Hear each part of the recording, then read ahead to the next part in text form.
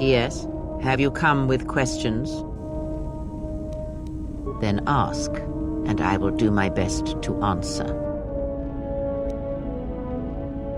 He, if he can truly be called a man any longer, is one of the dark lords that pursues you.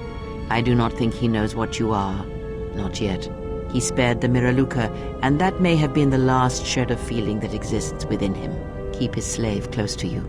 I suspect there was a reason he spared her, and perhaps a reason that she survived when the rest of her people and the Jedi did not.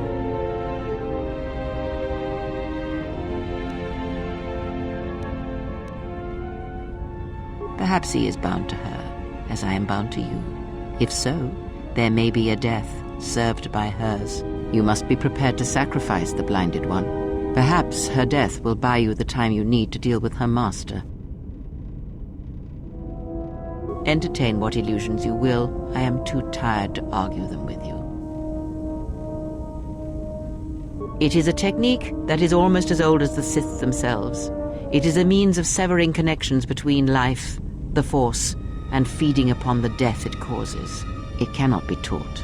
It can only be gained through instinct, through experiencing its effects firsthand. Yes, and he fed upon its destruction. It will sustain him for a time.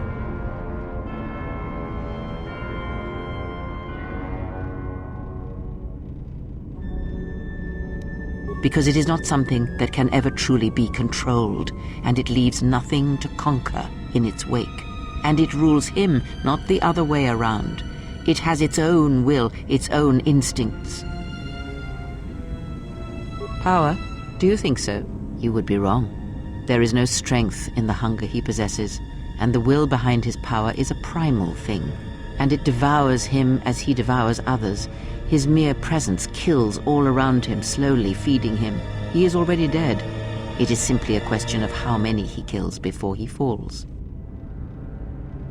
Nothing is impossible with the Force. It is an energy that flows through all living things, and like energy, it may be harnessed, channeled, and consumed at times. It may even be a substance that can burn and ignite. Do not think of his power as one would a weapon, or one of your warships of the Republic. It is terrible, but it is still a subtle thing. The sect of assassins that chase you feed on the Force.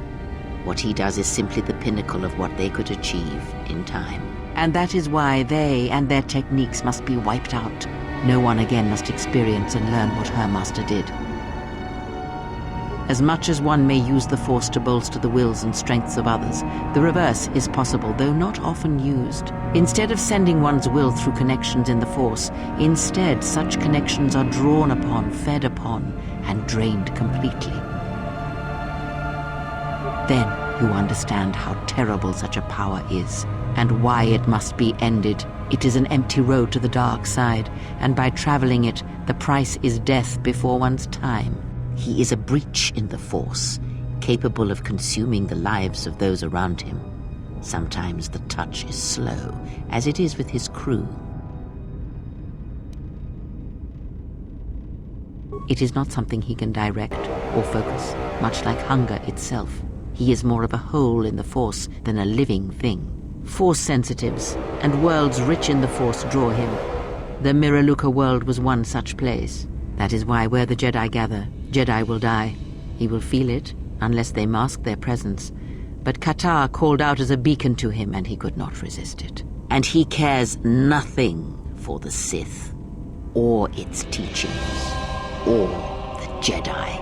And when the Jedi are dead, he will feed on the galaxy, the Republic, and eventually consume the Sith as well. There is no future in the empty galaxy he sees, and that is why he must be stopped.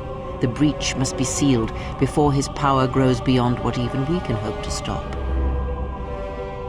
One cannot have power of that magnitude that her master possesses and still think and perceive the universe as we do, as most of us do.